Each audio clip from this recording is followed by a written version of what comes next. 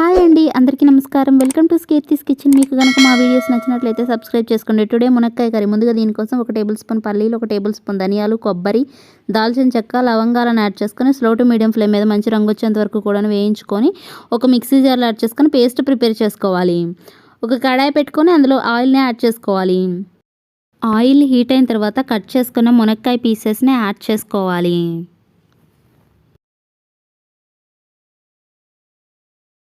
Slow flame మీద ఇలా 5 నిమిషాల పాటు వేయించుకున్న తర్వాత ఈ మునక్కాయలను తీసేసుకొని వేరే ఇంకొక ప్లేట్లోకి ట్రాన్స్ఫర్ చేసుకోవాలి.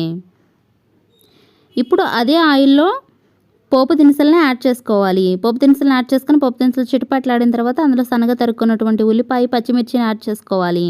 ఇలా యాడ్ చేసుకొని ఒకసారి మిక్స్ చేసుకొని మూత పెట్టుకొని మగ్గించుకొని కరివేపాకును కూడా యాడ్ చేసుకొని ఒకసారి బాగా ఫ్రై చేసుకోవాలి. ఇప్పుడు ఇందులో అల్లం వెల్లుల్లి పేస్ట్ని కూడా యాడ్ చేసుకొని ఒకసారి బాగా మిక్స్ చేసుకోవాలి. అల్లం వెల్లుల్లి పేస్ట్ పచ్చివాసన పోయిన తర్వాత టమాటో ప్యూరీని యాడ్ చేసుకోవాలి. టొమాటో ప్యూరీని యాడ్ చేసుకున్న తర్వాత ఒకసారి మిక్స్ చేసుకొని స్లో ఫ్లేమ్ మీద ఆయిల్ పైకి తేలేంత వరకు ఉడికించుకోవాలి.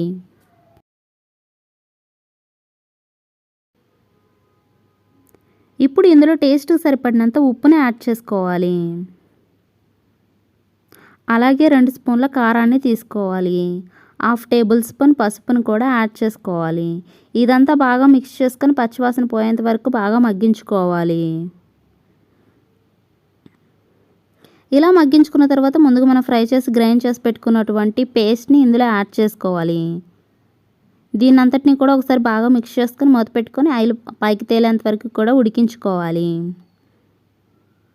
ఇలా ఉడికించుకున్న తర్వాత ముందుగా ఫ్రై చేసి పెట్టుకున్నటువంటి మునక్కాయ పీసెస్ని ఇందులో యాడ్ చేసుకొని ఒకసారి బాగా మిక్స్ చేసుకొని మూత పెట్టుకొని 2-3 మినిట్స్ పాటు ఉడికించుకోవాలి.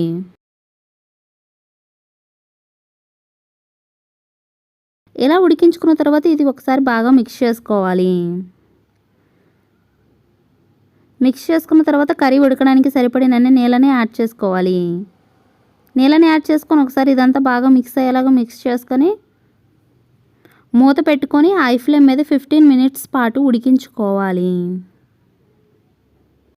మధ్య మధ్యలో చెక్ చేసుకుంటూ మునక్కాయలు ఉడికేంత వరకు ఉడికించుకోవాలి.